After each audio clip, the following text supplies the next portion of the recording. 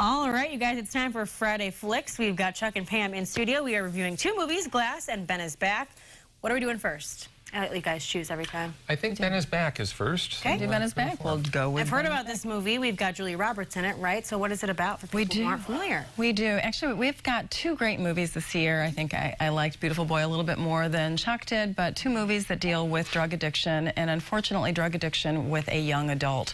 Ben is Back is about this issue, and Lucas Hedges plays the son of Julia Roberts, who's Holly, and on Christmas Eve day, she has an unexpected visitor. It's her son returning from rehab. Over the 24-hour period that he's home, all chaos ensues, intellectually and physically. We see this young boy trying to make amends with his past, and Holly, his mother, trying to accept where she falls into line with the guilt of having her son be an addict, and their journey through this time period. This is a heartbreaking, sincere, and very poignant film. Julia Roberts is absolutely spectacular in this film. The opening scene is she pulls into the driveway and sees her son waiting there unexpectedly for her. You see about 1,000 different emotions wash over her face in about a nanosecond, and you understand every single one of these emotions. And this is written from a mother's point of view and how she can save her son. Can she save her son, and what will a mother do in order to do what she can to help her son? It's just, as I said, it's heartbreaking, it's harrowing. Peter Hedges is the writer and director of this film, Lucas's father, actually. And he wrote this because of his mother and his experiences in his family with drug addiction. You can take a look at the interview that we have on our Facebook page right now that I had with him earlier in the year. I highly recommend going to see this film and bring some tissues with you because it really hits home. Pam cries a lot during the movies, guys, if you didn't know. And Chuck, did you agree? Did you like this one? This is on my top 10 list of 2018. I really like this. I liked it more than Beautiful Boy because there's a sense of urgency here. We find out pretty quickly that the kid has an ulterior motive. He's in deep with his former supplier, and really that's what he's up to. And she's racing to save him. And of course, we know that she can't save him, and she knows that too. I've always felt Roberts was a cold performer. I've never been a big fan, but boy, she really impressed me here. This is, without question, her best performance, and I was very, very moved with this film. So yeah, very, very much recommended. And you guys just saw her at the Critics' Choice. Yes, wonderful. Very wonderful cool. lady. Awesome. Well, good to know. That's a good movie. And what's interesting, you say A Beautiful Boy with Steve Carell. That was kind of a father's perspective. This is a mother's perspective. But you guys say it's better. Julia. I think it's equal. I think it's interesting to see both perspectives, mother-son relationship as well as the father-son relationship. I agree. And then this one is a little bit different. We've got Glass, which... Wow. Yeah. A lot of bit different. A little bit of a split decision. There we see Sarah Paulson as Dr. Staple. She is the one who makes the this mess come together in Glass. And I don't mean the film's a mess, but the mess that is dealing with superheroes. Or as she thinks, people who are delusional and think they're superheroes. There's where they hang out, this hospital, and through machinations far too complicated to get into, our three major characters end up in this mental institution. I don't know how we're going to see them here, but the first one, of course, is Glass, played by Samuel L. Jackson. He was from Unbreakable long, long ago. If you remember him, he was the comic book collector who has a secret. There we see David Dunn, played by Bruce Willis. He was also from Unbreakable, a guy who thinks he's normal, but in fact has superhuman powers.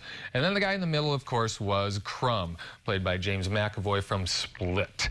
They all come together to try and deal with this woman who is trying to convince them that, you know what, you guys, this is all in your head. You don't have these powers. This is, you know, everything is not what it seems. And they're right. Everything is not what it seems. There's a case in which 4 cheerleaders have been kidnapped, and Dunn gets on then, of course, who has that problem, or who is behind this? Of course, Crumb. This was such a frustrating film for me. Such a frustrating film. As a comic book person, I've been reading them all my life. There's a lot of interesting things going on here. M. Night Shyamalan is trying to deal with the comic book culture, trying to explain to us why they're important. about the mythology that they ensue. And that, I think, is very interesting. And the Doctor, of course, plays people like Pam, those people who have resisted the whole superhero thing. That's true, those Pam. critics, But I'm getting sucked in. Those critics who just, oh, it's a superhero film, so I'm just going to, trash it. In many ways, this is a response to the superhero wave that we have had.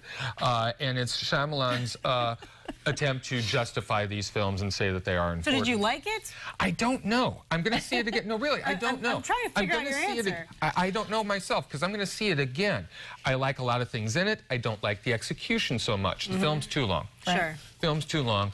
I think he's got some important things today, but then again, he panders as well. It's a mixed up film, and that's why I sound uncertain, because I'm a bit mixed up about it myself. And when I came home from the movie, I was like, oh my gosh, I just wasted my time. And then when I got home and started writing the review, I'm like, well, gosh, what I'm writing, I liked it a little bit more than I thought. Yeah. And McAvoy, I think, is spectacular. Oh, yeah. My goodness. He pulls off 24 different personalities. Mention the strobe light. They have a strobe light that flashes and it changes his personality. Every time it flashes, So every time it flashes, he becomes somebody else. And it's like boom, boom, boom, flash, flash, flash. I mean, I thought he was excellent in Split. So, I mean, this is extraordinary. It is a lot of fun. I could watch an hour of him changing personalities. Because talking about a great acting exercise. We should request that. Maybe he would do it. Who knows? Maybe he would. And that's one of the problems with the film. He has something clever like that. Right. But then he does something stupid. Yeah.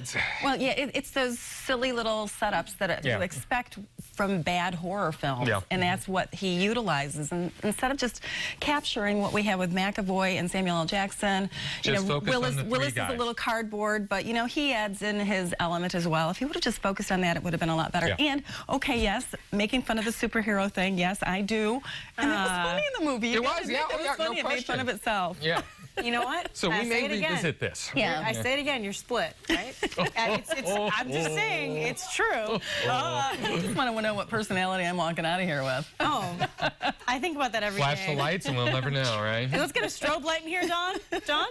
But check out you guys on Facebook. Anything going on right now, too? Anything fun? Some new pictures. As she said, the interview from Peter Hedges for Ben is Back is there. Right. And we're going to revamp some things. Going to be some big changes coming up in 2019. All right, you guys head to their page, give them a like. Look at that photo. Just says it all. First glass of wine, first glass right there. Yes, Beauty and the Beast. Perfect. Well, thanks, Chuck and Pam, for being here. As always, super fun. Thanks a lot. Yep, we'll be right back, guys.